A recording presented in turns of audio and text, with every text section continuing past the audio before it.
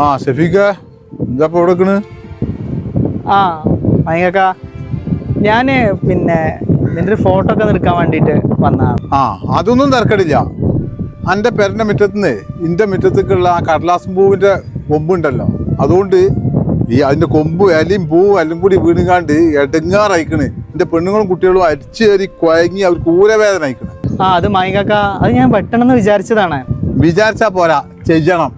അന്ന് തന്നെ അനക്ക് ഇന്റെ ആ സ്ഥലം തന്നത് വലിയൊരു അബദ്ധമായി പോയി ഇപ്പൊ എനിക്ക് മനസ്സിലായി. കുറച്ച് പൂവും ഇലയൊക്കെ നിങ്ങളെ മുറ്റത്തേക്ക് വീണുള്ളതെന്ന് ശരിയാണ്.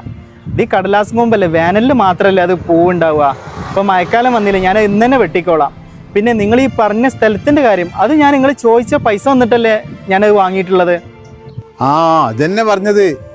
അനക്കിപ്പോ ഗൾഫിലൊക്കെ പോയി കുറച്ച് കായും മണൊക്കെ ആയപ്പോളേ എന്താപ്പ എൻ്റെ ഒരു അഹങ്കാരം.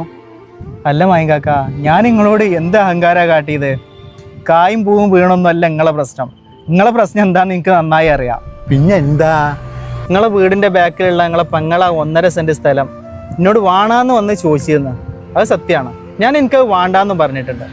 ഇനി എനിക്കത് വെറുതെ തന്നാലും വേണ്ട, അത് നിങ്ങൾ തന്നെ എടുത്തോളി. ആ അത് തന്നെ നല്ലത്. അതിനെ പിന്നെ എടുത്തിട്ടും എനിക്ക് അവിടെ പാർക്കാനും വലിയ സുഖമൊന്നുള്ള സ്ഥലമൊന്നുമല്ല. പഴയ കാലത്ത് അവിടെ ശവമൊക്കെ വെച്ചിരുന്ന സ്ഥലമാന്ന് പറഞ്ഞിട്ടുണ്ട്.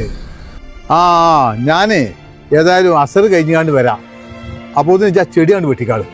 ഒരു മൂച്ചിയോ പിലാവോ അല്ലെങ്കിൽ ഇല കൊയ്യണ എന്തെങ്കിലും മരമാണ് അങ്ങനെ തിരക്കിടില്ല. ഒരു കടലാസും പൂവെന്നൊക്കെ എത്ര ഇല കൊഞ്ഞു പെയ്യുക. ഒരു പൂവിന്റെ ഭംഗി ആസ്വദിക്കാനുള്ള കഴിവ് പോലും നിങ്ങൾക്ക് പഠിച്ചോൻ തന്നില്ലല്ലോ.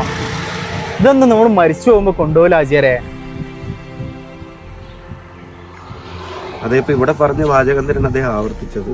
മരിച്ചു പോകുമ്പോൾ 3 വർഷം തുണിയെ കൂടെ ഉണ്ടാവുള്ളൂ. നമ്മളെ കൊണ്ട് പറ്റാവുന്ന കാര്യങ്ങൾ ചെയ്തു കൊടുക്കാന്നുള്ളത് നമ്മുടെ ഉത്തരവാദിത്വമാണ്.